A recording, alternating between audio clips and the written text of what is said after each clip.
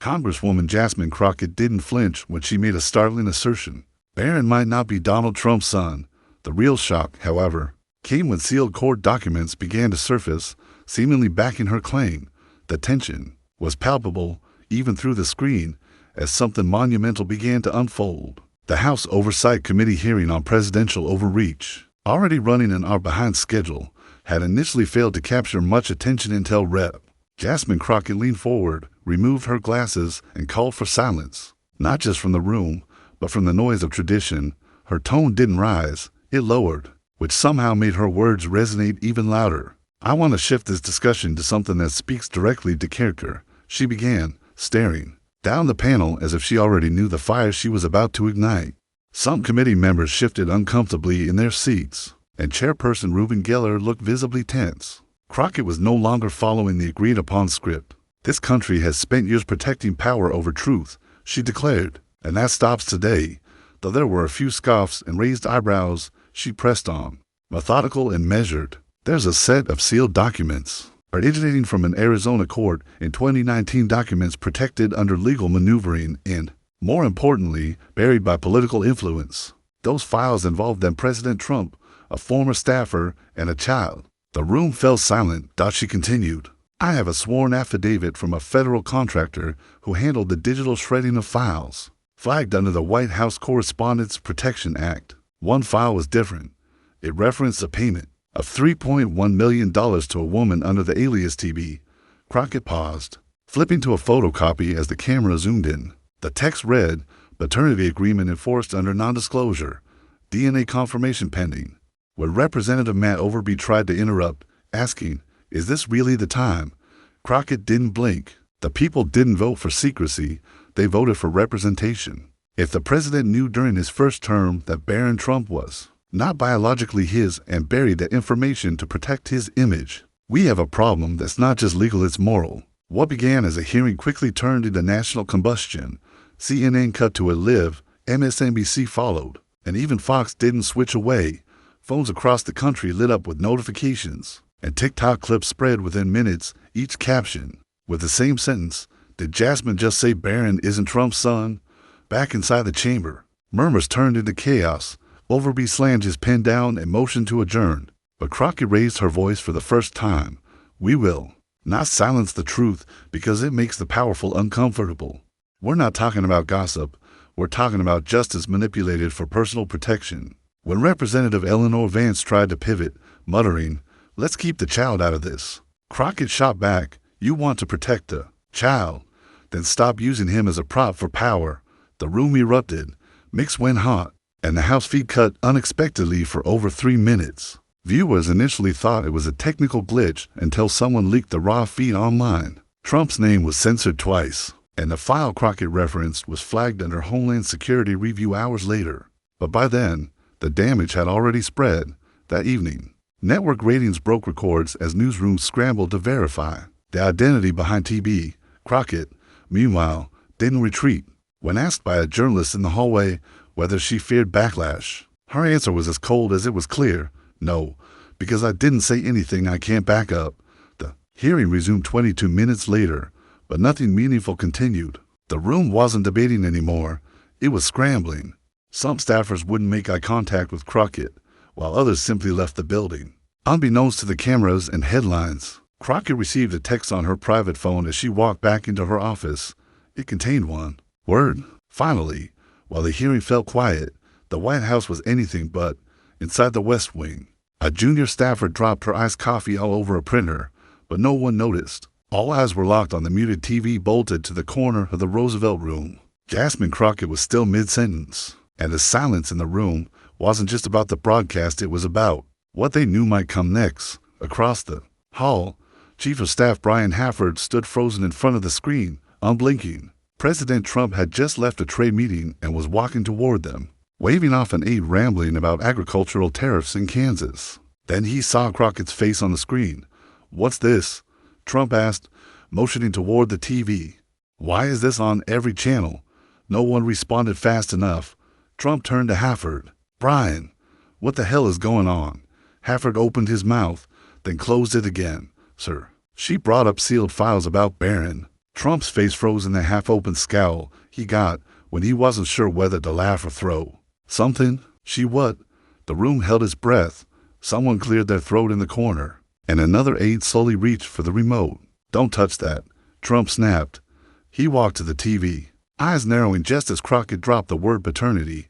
For 3 full seconds, nobody moved. Then Trump wheeled around and barked, "Give me the network right now. Put me on the phone with what's-his-name Peterson at CNN.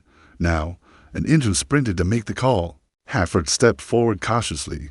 "Sir, we might need to be strategic about how we—" "Strategic?" Trump growled. "She just said Barron's not my son on live television, and you want strategy?" He snatched his phone off the table and called Hope Sinclair, his personal legal counsel, on speaker. "She can't say that. That's slander. I want a statement. We sue her. We sue CNN. We sue everyone." Hope answered, her voice calm as ever. "Sir, defamation doesn't hold if it turns out to be true." "Are you telling me she has nothing?" Trump's silence gave the whole room its answer. Hurried stepped in. "We don't know what she has, but we do know this. It's already out. Every outlet's picked it up. Not a son is trending. TikTok's got clips from 4 different angles."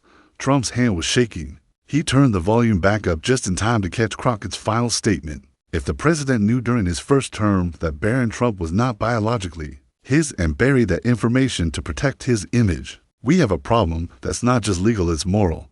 Trump flung the remote against the wall. It shattered. "This is all because of that stupid agreement," he muttered. Now Hurried knew there was an agreement. "How long have you known?" he asked, his voice low, almost human. Trump didn't answer. Instead, he turned to Marjorie Klein, one of his longest-serving advisors. "Get Melania on the phone, sir. She's in Europe. Then wake her up." Klein hesitated. "Do you really want to call my wife?" As Klein stepped out, Trump sat heavily into the leather chair at the end of the conference table, staring at the fragments of the remote on the floor. "You think she's bluffing?" he asked the room, his voice quieter. No one responded. Sinclair finally broke the silence. "The NDA is binding, but if Crockett got access to that affidavit, then someone inside leaked, probably from the digital records office. We need to isolate that leak fast, and we need to prep Barron." That last word made Trump flinch. He hadn't even said his son's name. "Leave him out of this," he muttered. "But the press won't," Sinclair replied. Hurried sat down across from him. "If we don't control the next 24 hours, this becomes the election. You know that, right?" Trump nodded slightly, but he wasn't hearing strategy anymore. He was somewhere else, somewhere darker, somewhere that smelled like a hotel room in D.C. in 2005, and a crying woman who'd signed her name next to an X back then. He just wanted to win. A woman came forward. He paid, and it went away until now. "Tell the networks I'm going live in 30 minutes, he said.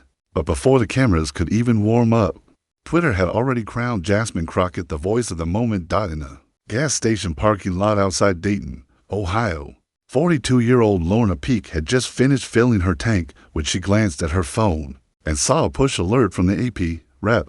Jasmine Crockett raises explosive allegation about President Trump's marriage live on air. She didn't normally click headlines like that, but something about Crockett's calm demeanor made her stop mid-scroll. She hit play. Inside the store, the cashier had CNN blaring from a small flat screen behind the cigarette display.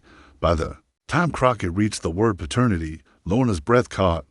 Back in Seattle, 19-year-old Denzel Yates was watching from the break room at the Apple store where he worked. His co-worker Dana paused mid-bite of her leftover Thai food.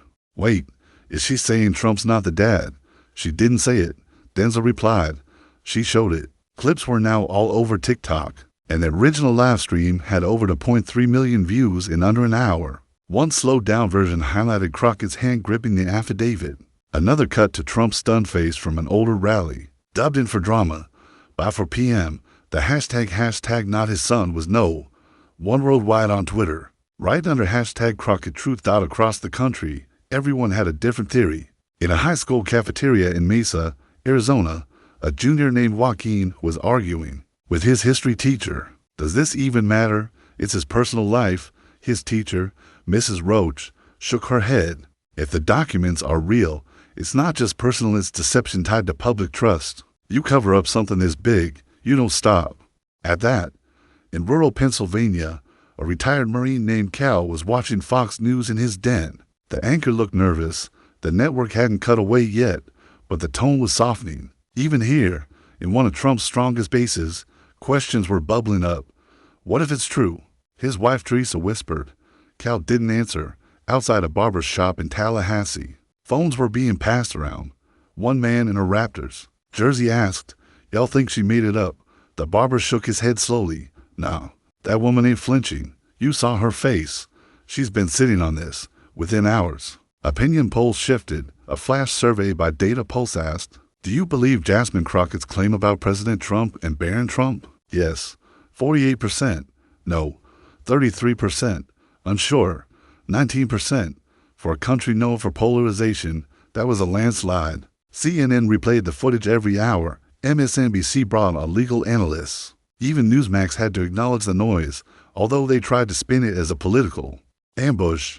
On TikTok and Instagram, Crockett's image was being rebranded in real time. Edits showed her face spliced with Ruth Bader Ginsburg and Shirley Chisholm. One post simply read, "She said it on camera, in front of everyone, and didn't blink." Meanwhile, Donald Trump's live stream was delayed twice. Backstage, his team argued over the optics. Would acknowledging the allegation make it worse? Would ignoring it look weak? His press secretary released a bland statement. But the damage was already done. Jasmine Crockett had ignited a firestorm, and the truth or the perception of it was spreading faster than anyone could contain. The pro-written statement accused Republican Crocker of reckless character assassination. But even that barely made a ripple. By now, attention wasn't just on the claim, it was on why she chose to say it now. Some argued it was calculated, while others deemed it impulsive. But the real conversation wasn't about timing. It was about truth. In a podcast recorded that night in Milwaukee, the college seniors unpacked the situation for their Gen Z listeners. The host, Bianca Ford, remarked, "If she's lying, she's cooked. But if she's not lying, that means the President of the United States used his power to hide a child's identity from the public for years. That's not gossip, that's corruption." Calls flooded radio shows. Grandparents debated it at kitchen tables, and teenagers filmed reactions in car rides. Some called it brave. Others called it disgusting, and many couldn't stop replaying it. Yet, through it all, Jasmine Crockett didn't issue a follow-up no press release, no press conference. Just a single tweet posted at 8:12 p.m. Truth has a way of surfacing when it's ready. While Crockett remained calm, the White House was anything but, and the panic was about to spill into the public eye. At nearly 9:30 p.m., Jasmine Crockett walked into the CNN studio in downtown D.C. She looked like she hadn't slept, but also like sleep could wait. No entourage, no flashy jewelry, just a navy blue blazer, a clean ponytail, and a folder clutched under her arm. Inside the studio, producers were scrambling. This wasn't supposed to be a live night, but ratings were through the roof. Anderson Paak, already seated, checked last-minute notes with the urgency of someone about to host the most-watched interview of the year. "Congresswoman Crocker," he said as she entered, rising with a stiff smile, "we appreciate you making time." She nodded calmly. "I won't be long. I just want to be clear." When they went live, there was no music intro, no clever transition, just her face centered, eyes steady. Pike tried to ease in.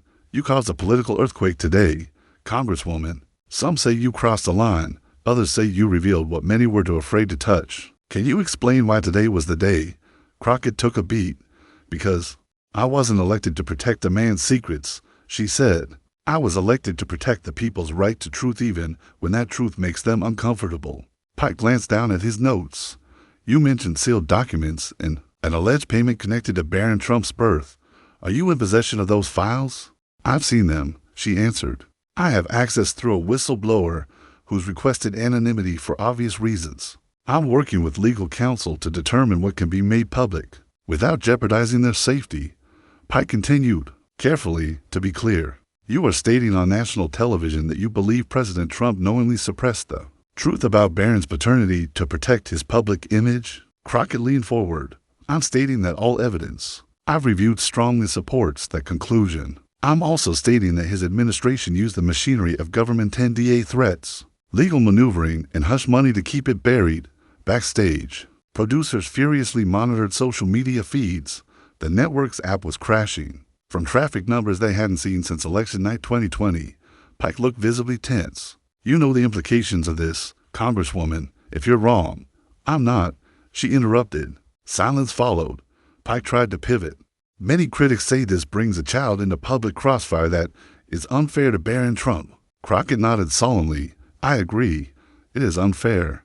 But it's not me who put him there. That's on his father. When you lied to the country to keep your house in order, it's your roof that collapses, not mine."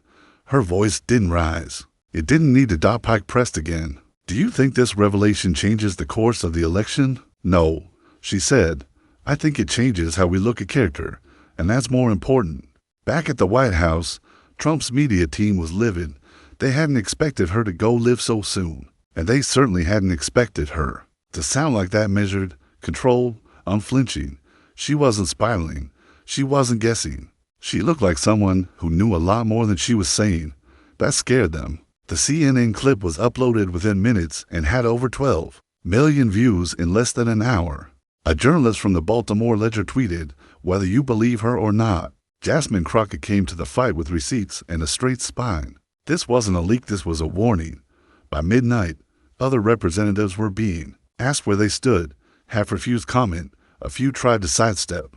But Representative Lynette O'Connor from Oregon surprised everyone. "I've seen parts of what Representative Crockett referred to," O'Connor told a local news anchor, "and I believe she's telling the truth." That quote set off another explosion online because now it wasn't just Jasmine, someone else had seen it. Meanwhile, Crockett had returned to her apartment in Arlington. She didn't answer any more calls or refresh Twitter. She just sat on her couch, shoes still on, staring at the folder across from her. Inside were the rest of the documents, some she hadn't mentioned yet, some she hoped she'd never have to. But if pushed, she was ready, while Jasmine sat in silence. The woman at the heart of the story was being forced into the spotlight she never wanted. At a quiet corner of El Sereno, California, 51-year-old Genevieve Larson pulled into her driveway just after 6 a.m., still wearing the blue scrubs from her overnight nursing shift. She hadn't even turned off the ignition before her neighbor came running up the path, phone in hand. "You need to see this," she said breathlessly. Genevieve squinted at the screen. At first, she didn't understand what she was looking at, just a clip of Jasmine Crockett sitting straight backed in a studio, her voice sharp and calm. Then she saw it, a woman under the alias TV. Genevieve's chest tightened. That alias wasn't random, it was her, Talia Breyer, the name she used in court. Buried under a protective order she had hoped would never resurface, and now it was national. Inside her house, Genevieve locked the door, drew the blinds, and powered on the burner phone she kept hidden inside an old coffee tin under the sink. It hadn't rung in over 4 years, but this morning there were 4 missed calls and 1 voicemail. The voice she heard was her lawyer's. "Genevieve, I know you've seen it. Do not answer anything. I'm on the next flight. We knew this day might come. Just sit tight." Her hands trembled as she sat down at the kitchen table. The silence around her was loud. Her son was away at college, and for the first time in years, she wished he wasn't, not because she needed protection, but because she didn't want to face this alone. By noon, her name hadn't surfaced, but the vultures were circling. Paparazzi were parked 2 blocks down. Someone tried to pose as a delivery driver. Another slid a note under her garage door. "We know who you are. Talk to us first. Name, your price." She didn't respond, not yet. Her mind drifted back to 2005, to the hotel suite in Phoenix where it had all started. She was a surgical tech then, young, ambitious, still believing in second chances. She met Trump at a benefit dinner through a friend of a friend. He wasn't charming, not really, but he was persuasive, confident. He made you feel like saying no would be the biggest mistake of your life. 8 months later, she had a baby and a secret that could destroy everything, she told him. At first, he brushed her off. "I'm not the guy," he said, smirking. Then came the lawyers, then the agreement. He'd never signed the birth certificate, but he did sign the check and the NDA. Genevieve used the money to start a fresh new city, new name, new life. It had almost worked until Jasmine Crockett said her name, without saying her name. Across the country, Crockett's team had already reached out a secure line. No pressure, just a heads up. Reporters were digging. Someone from ADC outlet had already narrowed it down to 5 women. They were all getting calls, and Genevieve knew it was only a matter of time. Her lawyer, Harris Nolan, landed in Oakland by mid-afternoon and went straight to her home. "They're going to try to break you," he said, sitting across from her at the same kitchen table where she used to pack school lunches. "I know," she said softly, "but you don't owe them anything." She met his eyes. "But I owe her something, Crockett." He nodded. Genevieve stood, walked to the cabinet, and pulled out a red folder. Inside were copies of the original court filing, emails from Trump's legal team, and proof of the paternity test request that he never answered. "I don't want to go on TV," she said. "I don't want interviews. I just want the truth to be known." Harris studied her. "We do it on your terms written statement through the Ledger or the Guardian, somewhere that won't twist it." She nodded. "And I want them to know I didn't ask for this. But I'm not going to pretend it didn't happen." By nightfall, Genevieve's name still hadn't broken, but the right people now knew exactly who she was. A Washington Post journalist sent a request for comment at 7:02 p.m. 10 minutes later, a second message came in. "We know you're the woman Jasmine was referring to. I'd like to hear your side before someone else writes it for you." Genevieve closed her laptop. Tomorrow, she would decide. But just as she found her voice again, a veteran journalist halfway across the country was about to stumble onto a trail that no one else had noticed yet die in a cramped newsroom in downtown St. Louis. Veteran journalist Conrad Wells stared at his monitor, blinking against the harsh blue light. He wasn't young, wasn't flashy, and definitely wasn't part of the online crowd chasing viral headlines. But when the Crockett story broke, something tugged at him, not the drama. He'd seen enough of that, but the silence between the noise, the parts no one was chasing. He leaned back in his squeaky chair, cracked his knuckles, and opened a folder on his desktop labeled NDA Pattern 2017. Conrad had covered Trump for years, but not like cable news did.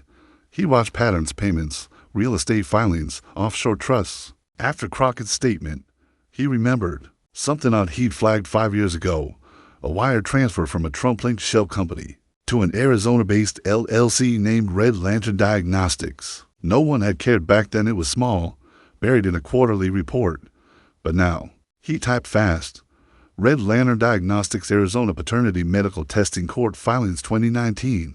A public court record popped up from Maricopa County. Most of it was sealed, but the docket showed a motion filed under the initials TB versus JDT John Donald Trump. No ruling attached, just a withdrawal of complaint and a notice of private resolution. Conrad sat up straighter. He called in a favor from an old courthouse clerk who owed him. 30 minutes later, she whispered over the line. There was an affidavit attached, sealed within 3 hours of filing. "You're not the first to ask about it today," she added. "Who else?" he asked. She paused. "Lawyers private. Once, not press." He wrote that down. By now, Crockett's team had gone quiet, strategic, smart. But that didn't mean he couldn't find the edges. He called a contact at a medical courier service based in Tempe. They used to work with private labs back in 2019. One of their drivers logged a pickup from an address that matched Red Lantern Diagnostics. The destination, D.C., overnight. The sender, Genevieve Larson. There was. He didn't publish it, not yet, but he knew now. Crockett hadn't thrown out a theory. She had a foundation and possibly the documents to match Dot by the end of the day. Conrad had a name, a timeline, a money trail, and an angle no other outlet had. He emailed Crockett's office directly. No fancy language, just a single line: "I know about Red Lantern. If this is real, it's about more than scandal. It's about systemic abuse of power. I'm not looking to be first.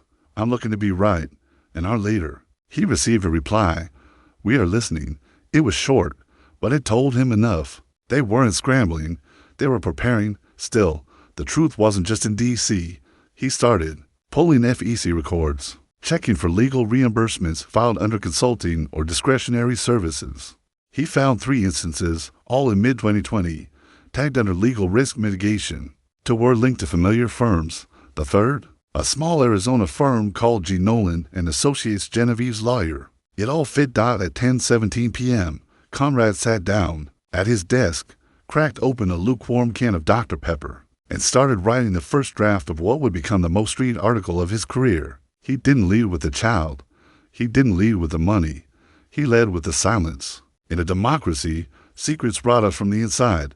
This isn't about scandal. It's about a government machinery built to bury the people it fears. He filed it under embargo, waiting for clearance from legal, but he knew deep down the dam was cracking. What Crockett had started wasn't a stunt. It was a spark. By morning, the fuse would burn straight through every newsroom in the country. But just as Conrad prepared to publish, the White House was struggling to keep its inner circle from turning against itself, and things were about to get even messier. By 7 a.m., the West Wing was crawling with damage control. Legal aides rushed between rooms, phones glued to their ears. Staffers were pulling overnight shifts. Some were too nervous to even change clothes. The press office whiteboard had been wiped clean, then filled again, then wiped clean once more. No one knew which strategy would hold for more than 10 minutes. President Trump hadn't spoken publicly since Crockett's hearing, but inside the walls of 1600 Pennsylvania Avenue, he was anything but quiet dot in the Roosevelt room. He paced in a threadbare red tie, hair slightly unkempt, barking into a speakerphone. Find out who that woman is, the one Crockett's talking about. I want her full record, school, work, everything. An aide replied from the other end of the line. Sir, we believe her name is Genevieve Larkinson. She changed her legal name in 2010. There's a sealed court filing. I don't care about the court. Trump snapped. I care about the story. We find her. We discredit her. Hope Sinclair, his legal counsel, exchanged a look with Brian Hafford across the room. Even they were starting to wonder whether this situation could be contained. Because it wasn't just about one woman anymore. It was about the machine built to protect the illusion. Behind closed doors, the communications team was falling apart. A young speechwriter had broken down crying after getting screamed at by Sinclair for suggesting they admit a minor lapse in judgment. Another aide spilled coffee on her notes while printing a prepared statement that never got read. No one knew who was making final decisions anymore. Trump changed his mind every hour. And then came the leak dot at 8 a.m., a clip surfaced on a private news Discord server, then landed on Reddit within minutes. It was audio muffled, but unmistakable. Hope Sinclair's voice. If the affidavit leaks, we are exposed. We can't explain away a paternity avoidance. The DNA order wasn't ignored. It was dodged. The clip spread like wildfire. Cable anchors scrambled to vet it. It was raw, unverified. But the voice analysts matched it to public footage. Within an hour, the timeline matched too. Sinclair was cornered in a hallway by a Fox reporter later that morning. She didn't deny the voice. She just kept walking inside the Oval Office. Trump was spiraling. She recorded me. He muttered, "No, sir." Hafford replied quietly. She recorded herself, probably on a call. Same thing. He barked. Hafford didn't answer dot at 10 a.m. Trump met privately with First Lady Melania Trump via secure video call. She was still in Geneva, attending a youth wellness summit. Her face was composed but distant. "You said it was handled," she said. Softly, "It was handled." He replied, "Until that woman came back." Melania didn't flinch. "You should have told me the full story, not pieces." Trump's voice dropped. "This doesn't have to change anything. Barron is still our son." She blinked, lips pressed tight. "No, Donald. He's my son." The call ended shortly after. Back at the press room, reporters were circling like sharks. Questions kept coming. Has the president seen the affidavit Jasmine Crockett referenced? Was there a DNA test submitted by Donald Trump in 2019? Did the administration suppress court filings through internal influence? The press secretary tried to hold the line with a pro-written statement. The president firmly denies any and all false claims regarding his family and views these attacks as a disgraceful attempt to score political points. It didn't work because now even insiders were talking. A mid-level staffer anonymously told the Philadelphia Review, "We've known about the Red File since 2020. It was kept in the top right drawer of Helfer's cabinet. Anyone who asked about it was told to focus on the campaign."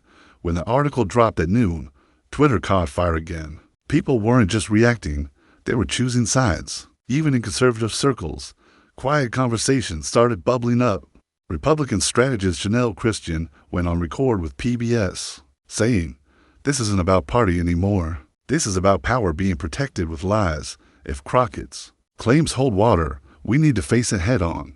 Inside the White House, the circle of trust kept shrinking.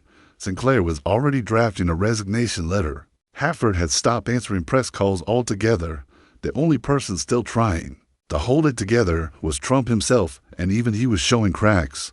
He barked orders, demanded loyalty, but now people didn't just nod. They hesitated, because the truth had started to drip, and there was no way to glue it back inside the cracks. But the biggest crack wasn't in the walls of the White House. It was buried in a judge's drawer in Phoenix, and the record inside was about to surface 2 floors below street level. Inside the dusty basement archives of the Maricopa County Family Court building, Judge Rosanna Vitelli sat staring at an envelope she hadn't touched in over 5 years. It was labeled confidential, sealed by order, Case TB versus JDT.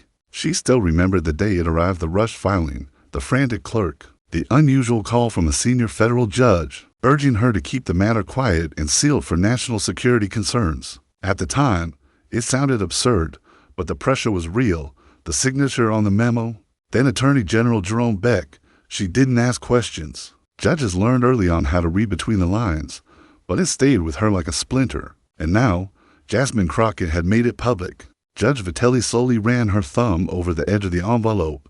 She was 67 now, weeks from retirement. She had presided over thousands of cases, custody fights, name changes, protection orders, but this one haunted her because it never had an ending. Inside was the original paternity motion, signed by Genevieve Larson under her alias Talia Bree. There were 5 attachments. One was a DNA request order issued by the court and stamped for service to Donald J. Trump. The others were responses from Trump's legal team, all requesting extensions, all citing scheduling conflicts, and finally, a motion to dismiss based on extraordinary executive obligations. But what there wasn't was a DNA result. The test never happened. Judge Vitelli picked up the phone and dialed her former clerk, now a civil rights lawyer in Flagstaff. "You see what's happening on TV?" she asked. "Hard to miss," the voice replied. "Remember that case from 2019, the one I told you about over drinks once? You kept that seal." "I still have it," Judge Vitelli said. Silence. "You thinking of unsealing it?" She took a breath. "I'm thinking about what I should have done back then before the pressure got to me." Elsewhere in Phoenix, a different story was breaking. An anonymous source leaked an internal court memo to the Arizona Sentinel, one that revealed Trump's legal team filed a protective objection to prevent any DNA sample from being submitted. The memo was technical, but one paragraph stood out. Client explicitly refuses biological test. Counsel advises alternate resolution. Terms: suggested private financial settlement, media gag clause, immediate sealing. It matched the story Crockett told almost word for word back in D.C. When the Sentinel article hit the wire, CNN interrupted a live panel discussion mid-sentence. Anderson Paak sat stunned as his producer whispered the update through his earpiece. "Repeat that," he asked on air. The voice came through again. The Arizona judge had a DNA request. Trump refused. The test never happened. The panelists fell silent. "That means," Pike said slowly, "there's no biological confirmation. No denial either, just avoidance." Within minutes, #no DNA was trending. People didn't need to understand legal jargon. They understood avoidance, and it stung Dot at the White House. The walls trembled again. Hope Sinclair was gone. Brian Hafford was locked in a room with the president, trying to explain how a 5-year-old memo from a small court in Arizona had now become national front-page material. Trump wasn't yelling anymore. He was quiet to quiet. "How did they get that memo?" he asked, staring blankly at the floor. "They didn't," Hafford answered. "Someone leaked it. The clerk, a lawyer, maybe the judge." Trump grunted. "She promised to keep it sealed." Hafford didn't remind him that promises meant little when truth was staring a judge down in her last weeks on the bench. Across the country, the mood was shifting. This wasn't some far-off scandal anymore. This was messy, human, and painfully real. People started asking, if he had nothing to hide, why not just take the test? In a hair salon in Tulsa, a woman getting her braids touched up muttered, "It's always the lies that get them, not the act." The lies. In Minneapolis, a college student tweeted, "I don't care who the father is. I care that the president used the court system like a personal broom closet." Even some conservative voices were starting to crack. A retired GOP strategist said on live radio, "This isn't about politics. It's about integrity." I'm not saying it's true, but the way they're dancing around it doesn't look good. The silence is louder than the accusation. Meanwhile, Judge Vitarelli made one last call to Jasmine Crockett's office. No voicemail, no assistant. She was transferred straight to the Congresswoman. Congresswoman Crocker, the judge said, "This is Rosanna Vitarelli. I have something you might want to see." But while Crocker readied for what came next, Americans from coast to coast were preparing to choose sides not just politically, but morally. By the time the Arizona court memo was read live on Good Morning America, the country wasn't just watching the news, it was living it.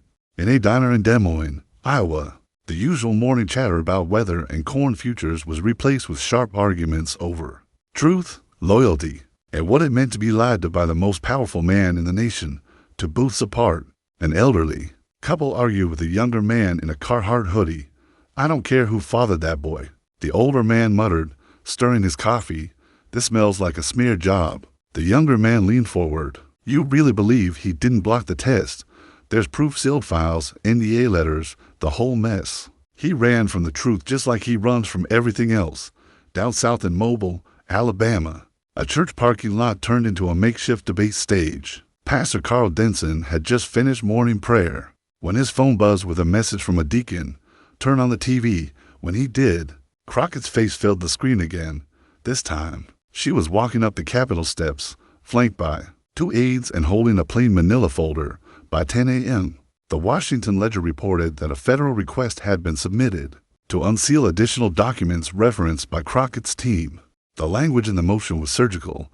"The matter now falls under national interest. Suppression of truth under pretense of executive privilege constitutes a breach of ethical governance." The response from voters came fast.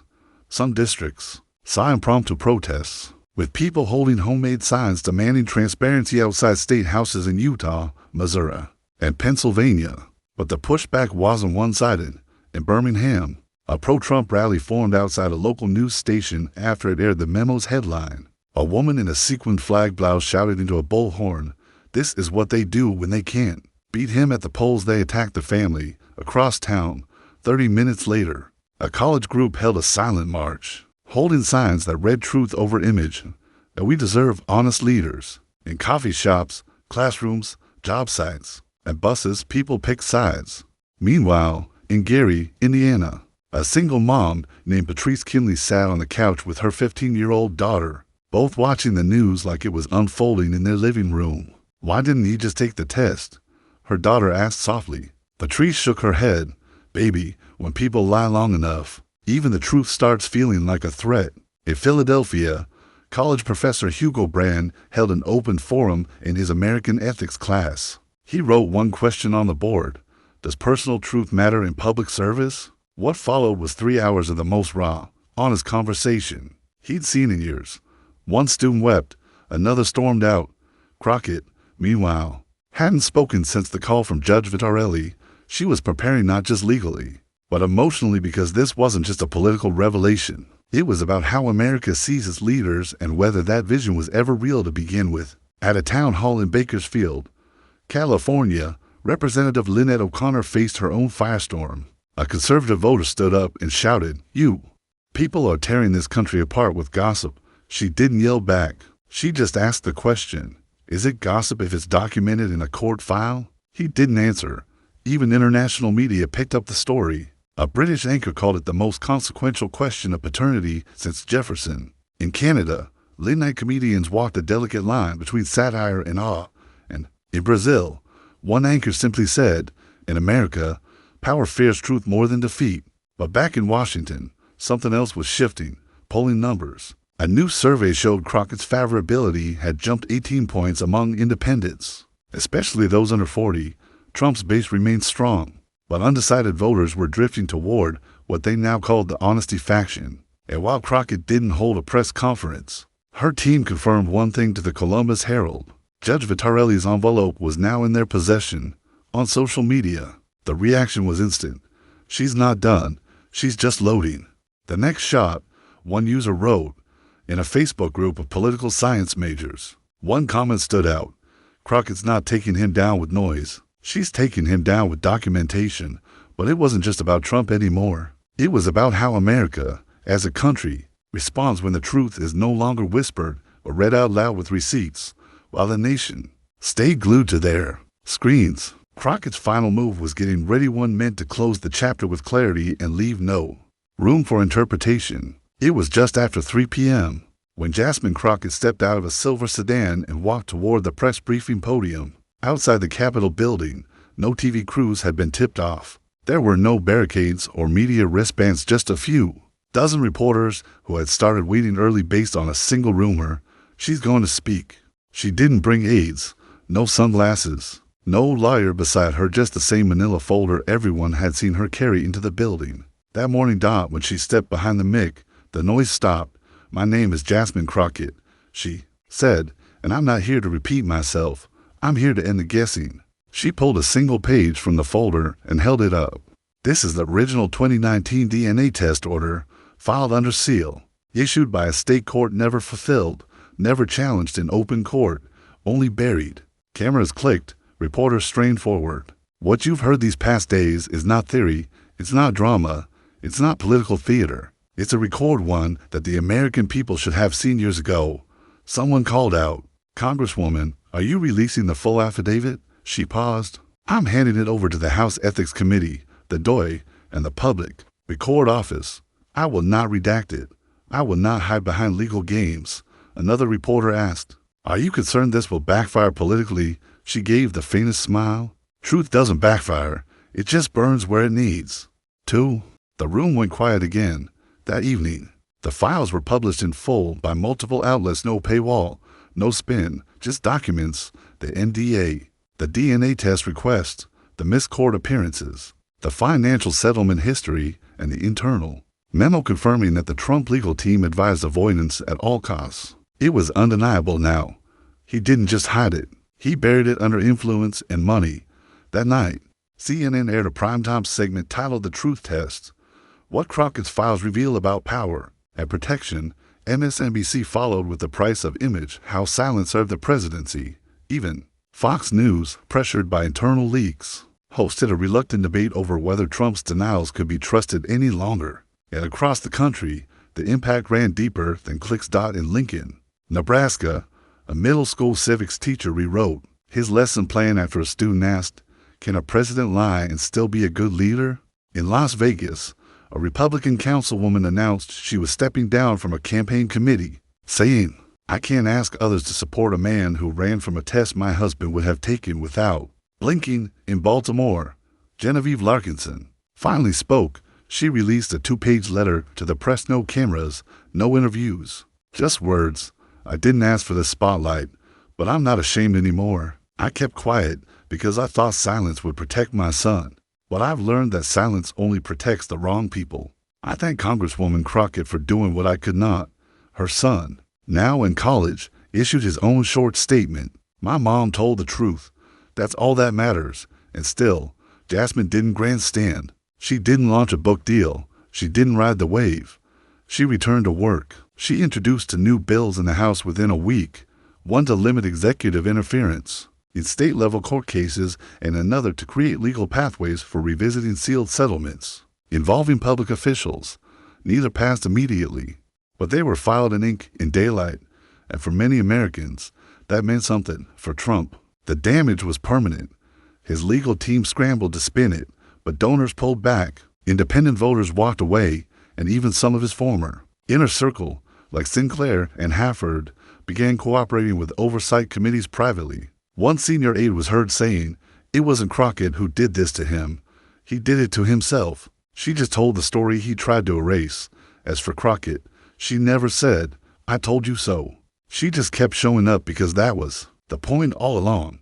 This wasn't about proving someone was a liar. It was about proving that even in the most protected halls of power, truth could still get through if someone was brave enough to stand still while the world shook. And as the camera faded from her final press appearance, her words stayed behind.